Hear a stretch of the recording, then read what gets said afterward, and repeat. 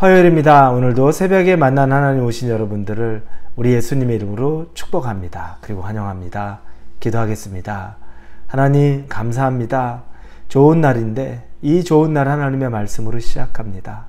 하나님은 좋은 분이시고 하나님은 선한 분이시고 우리를 사랑하셔서 당신의 말씀 가운데 우리가 거하기를 원하시고 죄와 멀어지고 정욕과 멀어지기를 원하시는 하나님의 그 사랑으로 말미암아 이 예배를 드립니다. 하나님, 말씀이 우리에게 임하는 순간에 우리의 삶이 진심으로 변화되는 우리의 마음 안에 강력한 변화의 움직임이 있는 시간 되기를 원합니다. 내 뜻대로, 내 원대로 살아가는 것 선택하지 않게 하시고 아버지의 뜻대로, 아버지 원하는 대로 선택할 수 있는 지혜를 주시옵소서. 말씀을 통해 지혜를 구합니다. 예수님의 이름으로 기도합니다. 아멘. 우리 오늘 말씀은 로마서 12장입니다. 12장 4절부터 8절까지 읽겠습니다. 로마서 12장 4절에서 8절입니다. 12장 4절에서 8절입니다. 같이 읽겠습니다.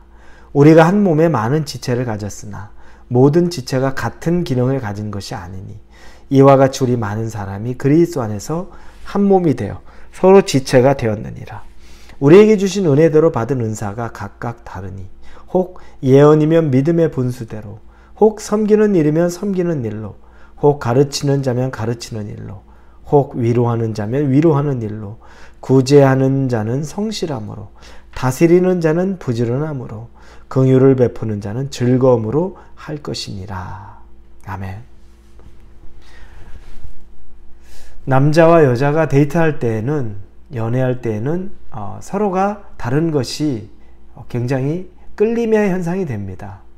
말이 없는 남자, 말이 많은 여자를 만나면 아주 시간 가는 줄 모르고 행복합니다. 그 여자가 말하는 얘기만 듣고 있어도 나는 말하진 않는데 절로 웃음이 나오고 그냥 귀엽죠. 또 반면에 과묵한 여자가 있습니다.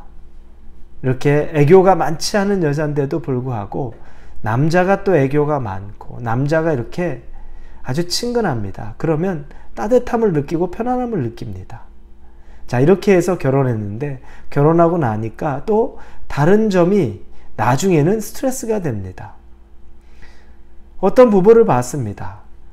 여자가 다정다감하고 굉장히 말이 많고 수다장이라고 말하죠. 그것이 좋아 결혼했는데 나중에는 거기에 질식할 것 같다는 얘기를 해요. 혼자 있는 시간 좀 편안하게 혼자 있고 싶은데 조용히 있고 싶은데 끊임없이 말을 겁니다. 오늘 하루 어떻게 지냈냐? 회사에서는 무슨 일 없었느냐? 특별한 일 없느냐? 그래서 피곤해서 말하고 싶지 않으면 말을 안 하려고 하면 화를 내죠. 왜 집에 와서 하루 종일 아무 말도 안 하냐고. 이런 다른 점들이 있습니다. 이것 때문에 결혼하고 나니까 또 괴롭죠. 그런데 또 이 다른 점을 조금씩 인정하고 살면서 그 부분들에 대해서 조금씩 서로 간격을 좁혀가면서는 나중에 또 이런 부부들이 또 오래 잘 지냅니다. 이걸 보면 다르다는 것이 굉장히 매력적이기도 하고 또 다르다는 것이 굉장히 힘들기도 하지만 이 다름을 잘 배우고 익히고 또 내가 받아들이는 연습을 하면 다른 것이 또한 장점이 되기도 한다는 겁니다. 교회, 성도도 마찬가지입니다. 오늘 본문에서 보니 성도를 몸의 지체라고 말합니다. 몸의 지체는 다 연결되어 있습니다. 지체가 몸이 각 부분이 하는 역할이 다르다고 해서 이것들이 아무 상관없는 것은 아닙니다. 저는 이 코 알러지가 아주 심합니다. 그래서 매일 알러지약을 먹고 자야 됩니다. 그래야 다음날 웬만하면 정상 컨디션이고 그럼에도 컨디션이 좋지 않으면 약을 먹어도 또 소용이 없을 때가 있습니다. 코 알러지 때문에 코가 작동을 잘하지 않으면 계속 콧물과 기침과 재채기가 나옵니다. 이러면 처음에는 코만 괴로운 것 같은데 나중에는 머리가 지끈지끈 아픕니다. 그리고 온몸에 힘이 빠져서 누워있어야만 하는 지경에 이르기도 합니다. 이걸 보면 코가 온 전신에 연결이 되어 있는 겁니다. 그래서 내 온몸에 다른 영향들, 좋지 않은 영향들을 다 끼치고 있는 거죠. 몸 하나가 아프면 온 지체가 다 아파야 되는 것이 살아있는 지체의 정상적인 반응이라는 겁니다. 살아있는 공동체는 그렇습니다. 가족 공동체, 여러분 건강한 가족이라는 전제하에 말씀을 드리면, 건강한 가족 안에서 부모가 아프거나 또 자녀가 아프거나 이 둘 중에 또 다른 형제가 아프면 너무너무 괴롭습니다. 그 가정에 웃을 일이 별로 없습니다. 밖에서 열심히 나름대로 살았는데 집에 돌아오면 근심으로 가득합니다. 왜냐하면 가장 사랑하는 내 형제, 내 부모, 내 자녀가 몸이 아프기 때문에 그걸 보는 모습이 괴롭습니다. 슬픕니다. 힘이 듭니다. 이게 바로 가족, 공동체, 지체에 대한 개념입니다.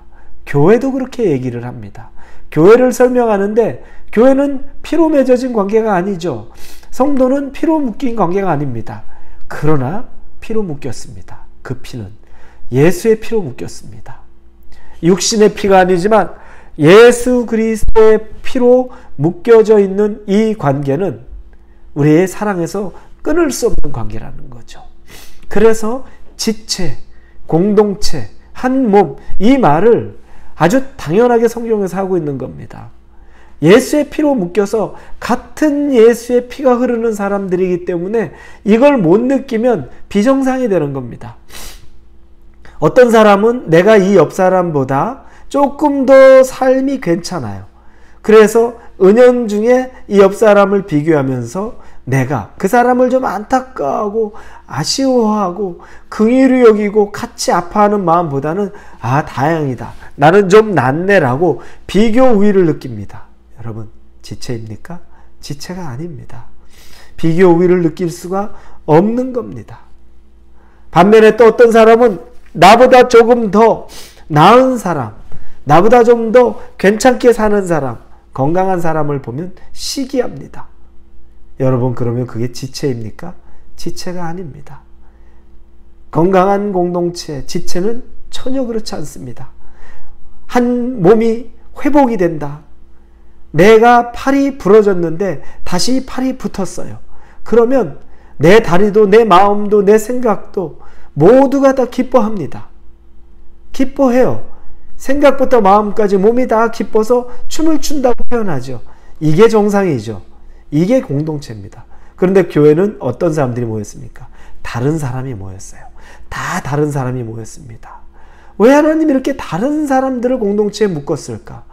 왜 교회에 비슷한 사람만 오는 것이 아니라 나와 정반대인 사람이 순회 있고 교회에 있고 성격도 다르고 환경도 다르고 상황도 다르고, 어떤 사람은 상처투성이고 어떤 사람은 너무 곱게 자랐고, 왜 같이 묶어뒀을까?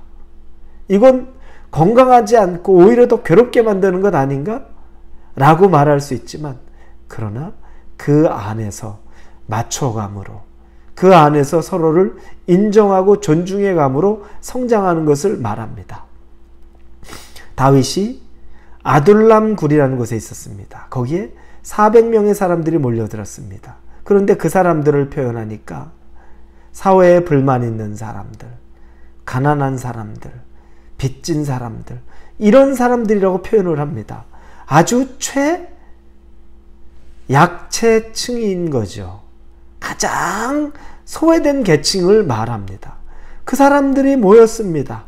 그 사람들이 모였으면 어떻겠습니까? 사회에 불만이 있으니 상처가 가득하고 다른 사람들에 대한 미움과 질투와 분노가 가득한 사람 아니겠습니까? 그런데 다윗과 그 사람들이 왕조를 이루어갑니다. 나중에 다윗 왕 그 나라를 만들어갑니다. 불가능은 없습니다, 여러분. 그 안에 하나님으로 묶여가서 치유가 일어나고 서로가 서로 그 어두운 동굴 속에서 위로해주고 힘을 합쳐주고 서로가 서로를 이해해주기 시작하는 순간에 정말로 그 소외된 계층, 상처만 가득한 그 아둘람 굴의 사람들이 다윗과 같이 이 남유다, 강력한 남유다를 이뤄간 시드 멤버가 되는 겁니다. 놀랍지 않습니까? 여러분, 상처 많다고 힘든 사람 모였다고 그 공동체 나중에 뻔해, 그런 데는 잘 될 리 절대 그렇지 않습니다. 그 가운데서 서로가 서로를 사랑하는 법을 배우고 용납하는 법을 배우고 인정하는 방법을 배우고 그 가운데 성장하게 되는 거죠. 그러면 그 공동체가 더 커가는 겁니다. 여러분, 여러분의 교회가 어떻습니까? 여러분, 우리 교회 공동체는 사랑이 없어. 우리 교회는 정말 하나가 안 돼. 다 그렇습니다. 초대교회도 그랬습니다. 그러나 그 과정을 넘어가는 것 뿐입니다. 그 과정에 내가 먼저 어저스트 하는 겁니다. 내가 다른 사람을 사랑하고 헌신하고 섬기고 내가 맡은 은사대로 그 사람들을 세워가기 시작하는 순간에 그 공동체는 능력의 공동체, 사랑의 공동체가 되는 것입니다. 그러기 위해 여러분이 사랑받을 것만 생각하지 마시고 여러분부터 조금이라도 베풀고 사랑하고 섬기는 일을 시작할수록 그 공동체는 모두가 그와 같은 아름다운 공동체가 될 줄로 믿습니다. 같이 기도합니다. 아버지 감사합니다. 부족하다고만 생각하는데 내가 변하면 공동체가 변합니다. 내가 먼저 사랑하고 내가 먼저 섬기게 하여 주옵소서. 예수님의 이름으로 기도합니다. 아멘.